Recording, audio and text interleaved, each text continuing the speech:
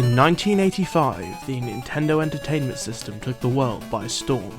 After the video game crash of 1983, the NES reignited the gaming industry by raising the bar with its high-quality titles. This restored consumer trust in video games and placed Nintendo solidly on top of the video game market. There were a few systems which tried to compete with Nintendo, like the Atari 5200, the Intellivision, and the Sega Master System, but these systems largely failed and faded into irrelevancy. With games like Metroid, The Legend of Zelda, and Kirby's Adventure, Nintendo had the reputation for only releasing the best in the industry. There was one game above all though, that defined the system's identity: Super Mario Bros. This game was not only a standout, leading to multiple banger sequels, but it gave Nintendo a face: Mario's face. He became their first true mascot, cameoing in a few other titles such as Wrecking Crew and NES Golf, and being many players' reasons for having interest in those games. When you think Nintendo, you think Mario.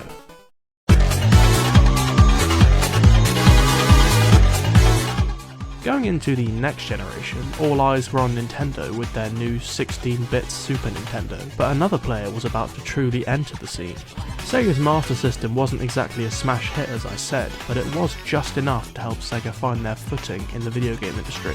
With their next system, the Sega Mega Drive, the team at Sega realised how important Mario was to Nintendo's success and wanted to emulate that with a mascot of their own.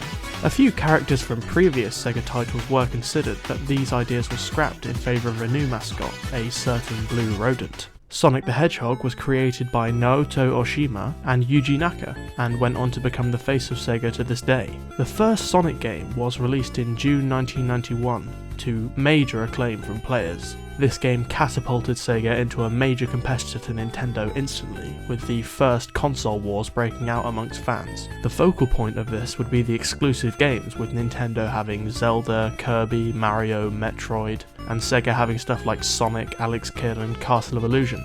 Sega was out for blood, with its Nintendo advertising campaign, which Sonic was at the forefront of. It's free. What Nintendo? Buy a 16-bit Genesis system between now and October 31st and get an extra game. The Sonic titles were a visual showcase of what the Mega Drive was capable of, whilst also displaying how fun and high quality Mega Drive games could be. It was mostly Sonic Speed which was focused on, with constant comparisons between Sonic and certain Nintendo platformers with slower movement by comparison. The Sonic games were a staple, which pretty much defined this console. But were the games actually good? Today we are diving into the first Sonic game. This title is well loved by fans, not only for what it started, but because of all the fond memories people have with this game. Sonic 1 isn't without its critics however, as many think the game suffers level design issues throughout.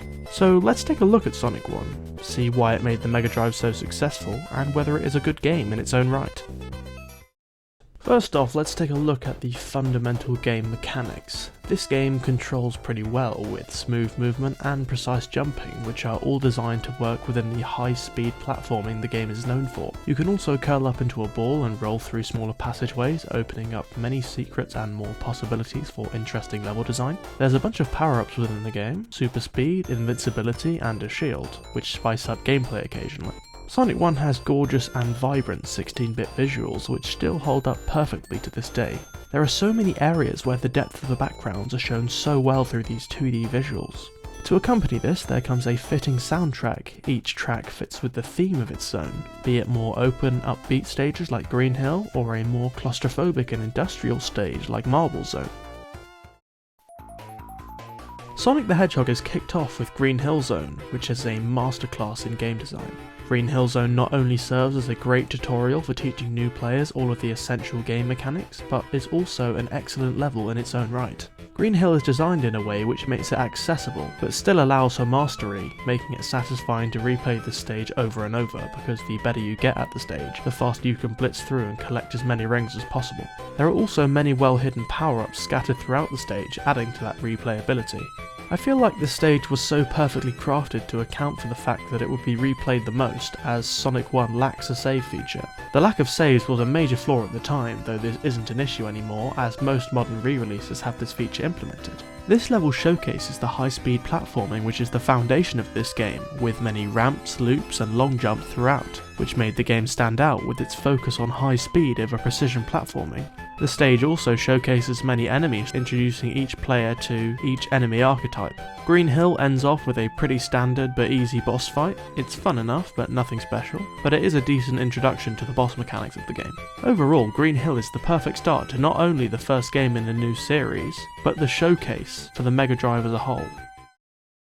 Unfortunately, this greatness isn't continued, as the rest of the game takes a major nosedive in quality. The biggest contributing factor to this is the fact that after the masterpiece that is Green Hill, the stages completely switch up from fast-paced to slow, unfairly difficult precision platforming stages. Let me break that down. I say these stages are unfairly difficult because they don't earn their challenge. They are rife with unpredictable, stupidly placed traps and hidden hazards. Like, what the f*** is this spring doing here? These make the game a lot harder, but not in a way which the player can ever know how to counter on a first playthrough. This sucks especially on a game which originally had no save feature. Because Sonic is designed around having these high-speed sections, having a bunch of precise platforming stages just feels so off. Not only does it mean you aren't getting what you really want out of the game, especially after playing Green Hill, it also means the controls feel pretty shitty, as they aren't designed to work well in these environments, leading to the platforming feeling very slippery. Now, I don't want to overgeneralise and unfairly say that these levels are all a load of the same bullshit, even though they kind of are, so let's go through them individually and give them a fair shot. First up, Marble Zone. This stage metaphorically and literally places a brick wall in front of the fast-moving Sonic we just grew to love through Green Hill. It is plagued with slow-moving platforms, hidden spikes, weirdly difficult precision platforming sections, and long segments where you just stand still on a moving platform. This fundamentally betrays everything good about the game thus far. I don't want to ramble on and repeat the same points like 20 times, but why did they do this?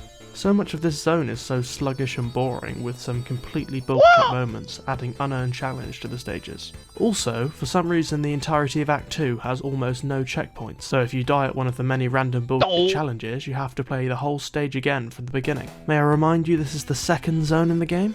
Another gripe I have, which persists throughout the game, is the fact that certain level segments are repeated over and over.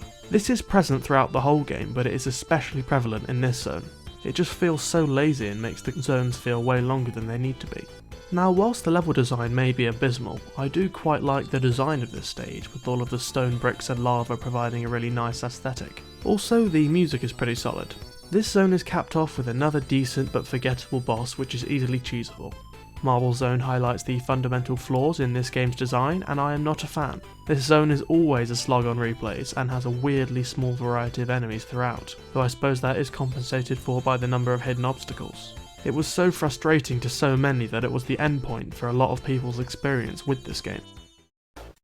Now, Springyard Zone is a little better. For one, it has a much larger amount of open areas and ramps for Sonic to showcase his high-speed gameplay, with some speed-based platforming obstacles. On top of that, there are quite a few interesting enemy types scattered throughout, my favourite of which being a little robot guy that mimics Sonic, an idea which would be returned to various times throughout the series. Also, the theme for this zone absolutely bangs, which is always a nice bonus. I really enjoy the art direction for this stage, contrasting quite well with Green Hill and Marble Zone, with its gorgeous mountain backgrounds and colourful obstacles. Unfortunately though, this zone still isn't amazing.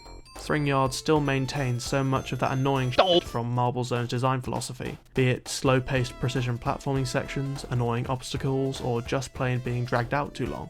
Each stage in Sonic the Hedgehog has 3 acts compared to the 2 we're used to these days. This wouldn't be a problem if each act felt fresh and interesting, but with zones like Marble and Springyard, they just feel so much more dragged out than they need to be, especially with so many repeated level segments throughout. Sometimes it feels like you're playing the same act 3 times. To cap it all off, the zone ends with another pretty forgettable boss. Despite all that though, Springyard Zone is a major improvement over Marble Zone, allowing for much more high-speed gameplay in exchange for a lot less of the stupid shit that nobody wants. Now of course that upward trend continues and each zone gets better from here, right? Right? Next up is Labyrinth Zone. This zone is like Marble Zone on steroids and then commits the worst sin known to man, adding water sections. This zone not only redoes all of the shit I just complained about with Marble Zone, it is also really hard at points and adds more stupid shit. There are these precision platforming stages which take place underwater which feel horrible to control. Not only that, but these stupid fucking obstacles return, so for loads of the stage you have all of that going on and the pressure of trying not to drown. Please kill me. The stage is layered with spikes throughout, especially throughout the underwater sections, meaning one missed jump and you're fucked. The art direction and music are decent, but probably some of the weakest so far, as it's a generic temple design with a somewhat unfitting music track. At least the Eggman fight is pretty cool. I hate the stupid zone. Next, Starlight Zone. Finally, a breath of fresh air. Whilst not being perfect, this zone comes by far the closest to matching that Green Hill Zone energy I have harped on about so much in this video. Not only are there so many ramps throughout with loads of areas primed for high speed gameplay, this stage is also considerably less full of the bullshit that I hate so much. This zone is not only well designed, but it also has some interesting obstacles, enemy types and fun high speed platforming challenges throughout, which is nice to see. Also, the art direction of this stage is pretty great. I'm a big fan of the nighttime city looming in the distance, alongside the fitting upbeat soundtrack. This zone also has one of the most creative boss fights in the game, where you use the seesaws to bounce bombs back at Eggman as he hovers above. This may seem pretty basic, and perhaps it is, but compared to other fights in the game where you just spam jump at Eggman until he dies over and over, this is a nice change. Overall, Starlight Zone sets the standard for what this game should be. Not only is it full of fun and fresh ideas, but it allows the player to have a lot more freedom than something like Marble or Labyrinth Zone does. It's great. To finish things off, we have Scrap Brain Zone. This zone is a somewhat fitting end to this game, considering it is the culmination of everything wrong and right with it. Now, even though this zone is full of so much of the same BS as previous zones, the challenge is somewhat warranted in the final level. There are small areas which allow for speed in the zone, but they are few and far between. The vast majority of this stage is slow, precise platforming. I will say the obstacles, mainly the flames, fit the oppressive mechanical theme of this environment very well. I do quite enjoy this final stage being the culmination of Eggman's madness, being a fully metallic robot driven environment which brings together all of the robotic enemies and obstacles we have faced so far, which is all reinforced by the music. I thought I'd be more annoyed at the final stage just being loads of the stuff I didn't really like before, but somehow this one doesn't feel anywhere near as bad. That doesn't mean I love it though. The final boss fight is pretty lame, just being another fight where you avoid Eggman's latest obstacle and jump at him to do damage. It's one of the better fights, but 2D Sonic isn't exactly known for amazing boss fight design. Overall, this zone is a fitting end to the game, a slow slog with some decently earned challenges and good art design. Just want to do a quick segment on the Chaos Emeralds. Unlike in future games, the Chaos Emeralds are just a collectible in Sonic 1 and have no effect on the gameplay. They are unlocked through special stages which you gain access to by having 50 rings and jumping through a big ring at the end of the stage. These stages are a bit odd, being a constantly rotating maze which you have to navigate your way to the centre of to get the emerald. Your only reward for getting all of the emeralds is a variation of the credits sequence, where you essentially get the good ending if you get them all. I can appreciate the extra mini challenge these offer, especially considering where they lead up to in future titles. Overall, Sonic the Hedgehog is a relic of its time.